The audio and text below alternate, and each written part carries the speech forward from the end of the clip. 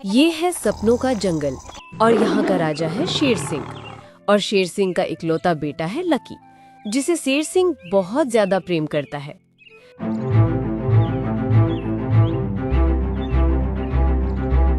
Lucky सोते हुए एक सपना देखता है और फिर सपने में जो कोई भी उससे बदतमीजी करता है उसको सुबह होते ही सजा मिलती है। राजकुमार लकी, बताओ कल तुम्हारे सपने में क्या हुआ? पिताजी, कल सपने में मैं एक बाग में गया था तो मैंने उस बाग में से पके पके केले तोड़े थे और जैसे ही मैं अपने केलों को लेकर बाग से बाहर निकला तो ये बदमाश टोना मेरे सारे केले लेकर भाग गया और इसने मुझे गाली भी दी। क्या कहा? गाली भी दी? लेकिन महाराज, 3 दिनों से तो मैं इस जंगल में था ही नहीं। मैं तो अपने मामा के यहाँ पर गया हुआ था। तो अब आप ही बताओ महाराज, ये कैसे हो सकता है? मैं कैसे उनके केले छीन सकता हूँ और मैं राजकुमार को कैसे गाली दे सकता हूँ? वो हम कुछ नहीं जानते। तुमने हमारे बेटे लकी के सपने में आकर उसको गाली दी और उससे फलों को छीन लिया। अब तुमको इसके लिए सजा अवश्य दी जाएगी। तुम्हारी इतनी हिम्मत हो गई कि तुमने इस जंगल के राजकुमार को गाली देने की जुर्रत की। अब इसके लिए तुमको कड़ा दंड दिया जाएगा। लेकिन महाराज, इसमें मेरी कोई गलती नहीं है। मैं निर्दोष हूँ। मैंने राजकुमार को गाली नहीं दी। मैं निर्दोष हूँ। नहीं, ये बिल्कुल भी निर्दोष नहीं है। इसने मुझको गाली दी और मेरे केले छीन लिए, इसलिए इसको पिताजी कड़ी से कड़ी सजा दी जाए। हाँ राजकुमार, तुम बिल्कुल भी चिंता मत करो। सपने में तुम्हारे साथ अत्याचार करने वाले को हम अवश्य दंड देंगे। टोना, आज से तुमको इस जंगल से बेदखल किया जाता है। अगर तुमने दोबारा इस जंगल में कदम भी रखा तो तुमको मृत्यु दंड दे दिया जाएगा, समझे? लेकिन महाराज, इस जंगल में मेरा घर है, मेरे यार हैं, मेरे दोस्त हैं और ये जंगल मेरा अपना जंगल है। मैं इस जंगल को छोड़कर कहाँ जाऊंगा? मुझे ऐसी सजा मत दो महाराज, ऐसी सजा मत दो। राजकुमार के साथ बदतमीजी करने वाले को बख्शा नहीं जाएगा। उनको कड़ी से कड़ी सजा दी जाएगी और हमने वही किया है। आज इस जंगल से तुमको बेदखल किया जाता है। दोबारा इस जंगल में अपनी शक्ल मत दिखाना। दफा हो जाओ यहाँ से। और टोना निराश होकर जंगल को छोड़कर चला जाता है।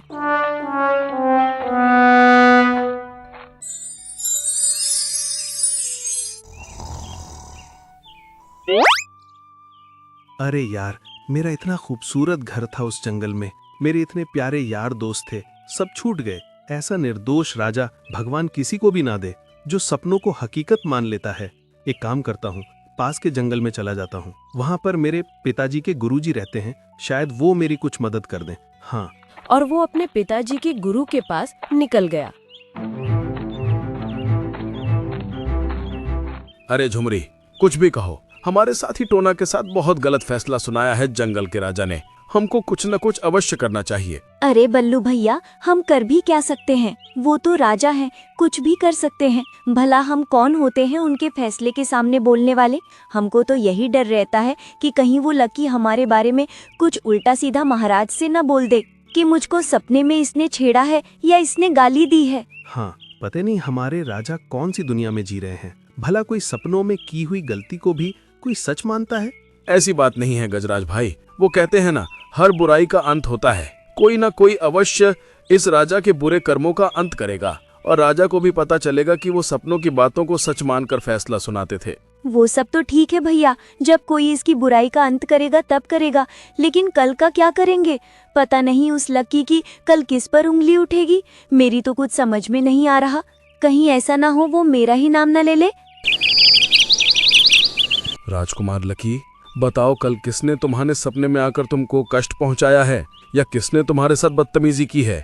हम उसको आज सजा देंगे। हाँ पिताजी, आपने बिल्कुल ठीक याद दिलाया। कल सपने में मेरी शादी एक बहुत ही सुंदर राजकुमारी से हो रही थी, जिसके पिताजी हमको दहेज में अपना पूरा राजपाट देने को तैयार थे। क्या सच में वो राजपाट देने को तैयार थे? हाँ पिताजी, वो सच में अपना राजपाट हमको देने के लिए तैयार थे और उनकी लड़की से मेरी शादी हो रही थी। लेकिन तभी वहाँ पर झुमरी आ गई और झुमरी ने उस राजा को हमारे खिलाफ भड़का दिया। फिर वो राजा अपने पुत्री को लेकर वापस चला गया और मेरी शादी टूट गई। झुमरी, तुम्हारी इतनी मजाल कि तुमने हमारे बेटे की शादी को तोड़वा दिया। अच्छा भला हमको दहेज में पूरा राजपाट मिल रहा था और तुमने इतने शुभ अवसर पर आकर चुगली कर दी। तुमको चुगली करते हुए तनक सी भी शर्म नहीं आती? तुम्हारी चुगली की वजह से आज मेरे बेटे की शादी टूट गई। महाराज, मैंने ऐसा कुछ भी नहीं किया है। मैं तो किसी की भी शादी में नहीं गई। मैं तो रात अपने घर में सो रही थी। फिर भला मैं तुम्हारे बेटी की शादी में आकर कैसे उसकी चुगली कर सकती हूँ? हाँ, हमने मान लिया तुम रात को अपने घर में सो रही थी, लेकिन तुमने मेरे बेटे के सपने में आकर उसकी शादी को तोड़वा दिया है। वो तो तुमको तो पता है कि मैं सपनों के बातों को भी सच मानता हूँ, इसलिए तुमको भी वही सजा मिलेगी जो टोना को मिली है। इसलिए तुम भी इस जंगल से बाहर निकल जाओ। नहीं पिताजी, इसके लिए ये सज़ा काफ़ी नहीं है। इसको इसी जंगल में रहने दो, लेकिन इसकी शादी मत होने देना। और ना ही कोई जानवर इससे बात करेगा, और ना ही इससे कोई भी बकरा प्यार करेगा, और ना ही शादी करेगा। अगर कोई भी जानवर इससे बात करता है या इसके साथ शादी करता पाया गया तो उसको भी कठोर सज़ा दी जाएगी, याद रहे। हाँ राजकुमार, तुमने इसके लिए ये सजा बहुत ही उचित बताई है। अब ये जिंदगी भर कुंवारी ही मरेगी, और इसको भी पता चल जाएगा कि किसी की शादी तोड़वाने का क्या अंजाम होता है। लेकिन महाराज, मेरी तो कुछ समझ में नहीं आ रहा है, मैंने किसकी शादी तोड़वाई है? भला कोई सपनों में की गई शादी के लिए भी किसी को सजा दे सकता है क्या? मुझे क्या पता इन्होंने अपने सपने में क्या देखा है जिसके लिए आप मुझको दोषी ठहरा रहे हो? अरे, तुझको नहीं पता तो क्या हुआ? राजकुमार लकी को तो पता है ना, तूने उसकी शादी उसके सपने में तोड़वा दी है, इसलिए तुझको उसी की सजा मिल रही है। अगर अब एक शब्द भी तूने निकाला तो तुझे तुरंत फांसी पर लटका दिया जाएगा। कहो टोना, कैसे आना हुआ और तुम आज इतने उदास क्यों दिखाई दे रहे हो? घर पर सब कुशल मंगल तो है ना? कुछ भी ठीक नहीं है गुरुजी, सब कुछ बर्बाद हो चुका है। मैं आपकी मदद लेने के लिए ही तो यहाँ पर आया हूँ। मेरे साथ बहुत ही अन्याय हुआ है गुरुजी। अरे टोना, हमको शीघ्र बताओ, किसने तुम्हारे साथ अन्याय कर दिया? हमारे जंगल का राजा अब सपनों के हिसाब से सजा देता है। उसके राजकुमार के सपने में जो कोई भी उसको छेड़ता है या बदतमीजी करता है तो वो उसकी सजा दे देता है। भला सपनों में कोई किसी को क्या हानि पहुंचा सकता है? इसकी बिना परवाह किए वो दोषी को सजा दे देता है, और इसी की सजा पाकर मैं यहाँ पर आया हूँ। मुझको भी उसने अपने जंगल से बेदखल कर दिया है। गुरुदेव, मुझको अपने जंगल की और अपने दोस्तों की बहुत याद आ रही है। ठीक है टोना, हम तुम्हारी सारी परेशानी को समझ चुके हैं। अब हम भी उस ठरकी राजा को मुंह तोड़ जवाब देंगे। मैं जैसा कहता हूँ तुम बस वैसे ही करना। चलो मेरे साथ तुम्हारे जंगल में चलते हैं। टोना और उसका ग्रुप फिर से जंगल में आ जाते हैं। अरे वाह टोना, तुम्हारा जंगल तो बेहद खूबसूरत है। सच में इतना खूबसूरत जंगल से कोई बेदखल कर दे तो दुख तो होता ही है। फिक्र मत करो, अब मैं आ गया हूँ, सब ठीक कर दूंगा। और उधर बकरी सदमे में बैठी हुई थी। हे भगवान, अब क्या सच में मैं बिना शादी किए ही मर जाऊंगी? और क्या जंगल का कोई भी जानवर मुझसे बात नहीं करेगा? इस राजा ने तो मेरी पूरी जिंदगी खराब कर दी। अब पता नहीं मेरा क्या होगा। कई दिन हो गए, मेरे दोस्त भी मुझसे बात करने के लिए नहीं आए हैं। मैं अपने दोस्तों के बगैर जीवित नहीं रह पाऊंगी, और मुझको जीने के लिए एक साथी की भी जरूरत पड़ेगी। पर महाराज ने आदेश दिया है कि मुझको अपना जीवन बिना शादी के ही बिताना पड़ेगा। हे ऊपर वाले, उस दुष्ट राजा के कर्मों का हिसाब अच्छे से लिखना, और कोई ऐसा फरिश्ता भेजना जो इस राजा को सबक सिखा सके। जैसे ही जंगल में सुबह हुई तो गुरु टोना के साथ राजा के दरबार में पहुंच गया। महाराज की जय हो। महाराज, मैंने सुना है इस जंगल का राजा बहुत ही ज्यादा न्याय प्रिय है। अगर कोई किसी के सपने में आकर भी किसी को कष्ट पहुंचा दे या कोई दुख दे तो उसकी भी सजा राजा देते हैं। क्या ये सच बात है महाराज? मुझे बता दीजिए। हाँ अजनबी, ये बिल्कुल सच बात है। यदि कोई किसी को सपने में दुख या कष्ट पहुंचाता है तो हम उसको अवश्य दंड देते हैं। इसीलिए तो महाराज हम आपके जंगल में आए हैं। हमको भी सपने में किसी ने बहुत दुख पहुंचाया है और वो इसी जंगल का है। अब हम देखते हैं कि मेरा सपना सुनने के बाद आप उसको सजा देंगे या नहीं। हम उसको अवश्य सजा देंगे, लेकिन एक बात बताओ अजनबी, तुम्हारे साथ जो ये तुम्हारा चेला है, इसकी शक्ल हुबाहू हमारे जंगल के एक सदस्य टोना से काफी मिलती जुलती है। कौन टोना? मैं तो किसी टोना को नहीं जानता। और रही इस मेरे शिष्य की बात, ये तो बचपन से ही मेरे साथ ही है। इसके पिताजी छोटा सा इसको मेरे पास देकर गए थे, तभी से इसको पाल पोस कर मैंने ही बड़ा किया है।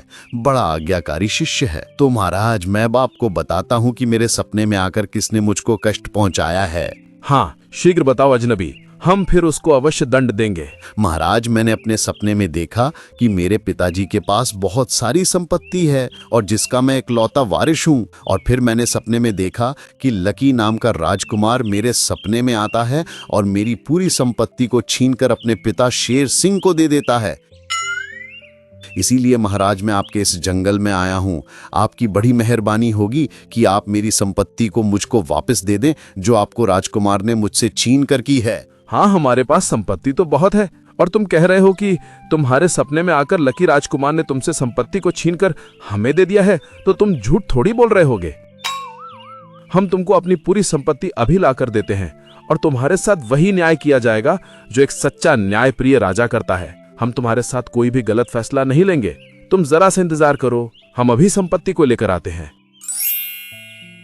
ये लो गुरुजी, लकी राजकुमार ने जितनी संपत्ति आपसे चुराई है उससे कई गुना ज्यादा संपत्ति मैं आपको दे रहा हूं। सच में शेर सिंह, तुम बहुत ही मूर्ख राजा हो। अगर तुम्हारे जैसा कोई राजा हो तो प्रजा को दुश्मनों की आवश्यकता ही नहीं है। तुम तो सपनों की दुनिया में इस तरह से खो चुके हो कि हकीकत में क्या हो रहा है इसका तुमको कुछ भी अंदाजा नहीं है। तुमने ना तो ये जाना कि मैं किस जंगल से आया हूं और ना तुमने ये जाना कि तुम्हारा बेटा कभी कोई चोरी कर सकता है क्या। वो तो स्वयं राजकुमार है, भला उसके पास धन की क्या कमी जो वो दूसरों के धन को चुराएगा। और ना तुमने ये जानने की कोशिश की कि भला मेरे जैसे फकीर के पास इतना सारा धन कहां से आया। तुम तो राजन पूरी तरीके से सपनों की दुनिया में खोए हुए हो। तुम जानते हो, तुम अपना पूरा खजाना लेके आ चुके हो।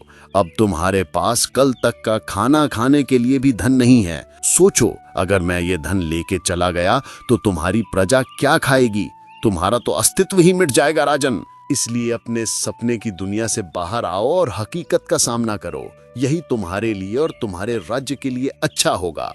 एक अच्छा राजा हकीकत देखकर फैसला लेता है, ना कि सपनों को देखकर। सपनों से बाहर आओ राजन, सपनों से बाहर आओ।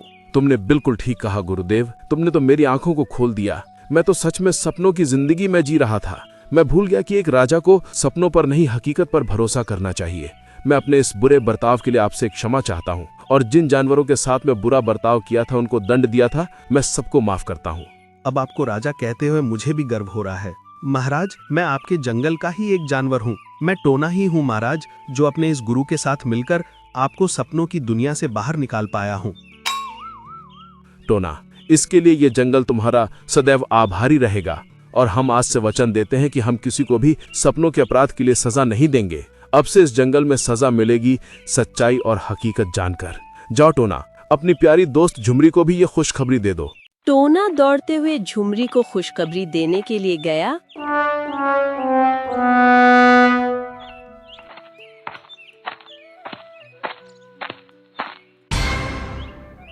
अरे झुमरी, तुम यहाँ पर बैठी हो, मैं तुमको पूरे जंगल में ढूंढाया। अरे टोना, तुम मुझसे बात मत करो। अगर शेर सिंह ने तुमको मुझसे बात करते हुए देख लिया तो तुम्हारे लिए मुसीबत खड़ी हो जाएगी। अरे झुमरी, जरा होश में तो आओ। क्या मुसीबत खड़ी हो गई है बताओ। भूल गई, मुझको भी तो जंगल से बाहर जाने की सजा मिली थी। मैं भी तो जंगल में घूम रहा हूँ, इतनी जल्दी कैसे भूल गई? सबसे पहले मुझको ही तो सजा मिली थी। अरे हाँ टोना, मैंने कल से कुछ खाया नहीं है, इसलिए मुझे याद नहीं रहा। अब जल्दी से ये बताओ, तुमको तो जंगल से बेदखल कर दिया था, अब तुम हमारे जंगल में क्यों आ गए? अगर राजा ने देख लिया तो तुमको फांसी दे देगा। वापस चले जाओ टोना। अरे झुमरी, कुछ नहीं होगा, यही तो खुशखबरी में तुमको देने के लिए आया था। अब हमारा राजा सुधर गया है, वो अब से सपनों पर यकीन नहीं करेगा। अब वो हकीकत जानकर ही सजा देगा। अरे टोना, ये खबर सुनाकर तो तुमने मेरे दिल से बहुत बड़ा बोझ हल्का कर दिया है। मुझे तो लगा था अब तो मेरी जिंदगी वीरान हो चुकी है और मैं बिना शादी किए ही मर जाऊंगी। अब तुमको मैं शादी किए बगैर नहीं मरने दूंगा। मैं तुमसे शादी करने के लिए तैयार हूँ झुमरी। टोना, तुम कब से पसंद करने लगे मुझको? पहले तो तुमने कभी अपने प्यार का इजहार नहीं किया, अब डायरेक्ट शादी के लिए प्रपोज कर रहे हो। अरे क्या करे झुमरी, दिल की बात कभी मुंह तक आई ही नहीं, इसलिए आज आई है तो बोल दिया। क्या तुम मेरे साथ शादी करोगी झुमरी? हाँ, मैं तुम्हारे साथ जरूर शादी करूंगी। तुम जंगल के सभी जानवरों में से मेरी पहली पसंद रहे हो। मैं भी मन ही मन तुमसे प्यार करती थी, लेकिन कभी कह नहीं पाई।